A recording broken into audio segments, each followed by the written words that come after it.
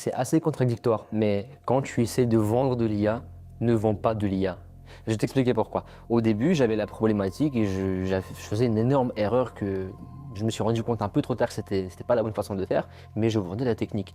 C'est-à-dire à chaque fois que j'avais une entreprise, à chaque fois que j'avais un appel de découverte, R1, R2, peu importe, à chaque fois je disais on va utiliser une 8N ou bien Make ou bien Zapier, puis ensuite on va connecter le GHL, on va faire un Airtable, puis ensuite on va faire des connexions là-dessus, et puis ensuite on va utiliser le LLM Opus de Claude Anthropique et pas. Ça sert à rien. Je te jure que l'entreprise, on n'a rien à faire de ce que tu vas faire sur le côté technique, on n'a rien à faire des logiciels que tu vas utiliser, comment tu vas les utiliser. Tout ce qu'ils veulent savoir en tant qu'une entreprise qui va investir, donc faire un investissement financier dans quelque chose qui est censé avoir un retour sur investissement temporel ou financier, c'est la projection.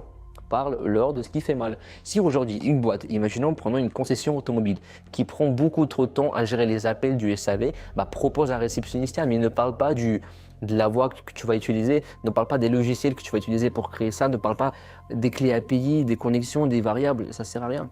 Parle-leur de la projection. Voilà. Maintenant, le réceptionniste IA, s'il est implémenté avec X appels traités par jour, ça fait X appels par mois. Si c'est pris par l'IA, vous économisez X heures par semaine par employé. Ce qui fait qu'à la fin de temps non facturé, etc., vous allez faire des économies en termes de salaire, je sais pas, 3 000, 4 000 francs par mois, par exemple. Et en termes de temps, pareil, vous allez gagner environ entre 8 et 12 heures par semaine. C'est comme ça qu'il faut parler d'entreprise. Il faut les projeter, il faut les faire voyager, il faut leur faire comprendre que tu es conscient de l'investissement qu'ils vont faire et la projection, tu es, on va dire, t'es apte, tu es capable de faire une projection. Tu es un partenaire, tu es quelqu'un qui comprend le business, tu n'es pas juste un mec technique qui sait coder et qui ne sait pas ce que ça va apporter derrière parce que juste tu exécutes. Non, tu sais parfaitement la projection. Tu la connais et tu peux la présenter.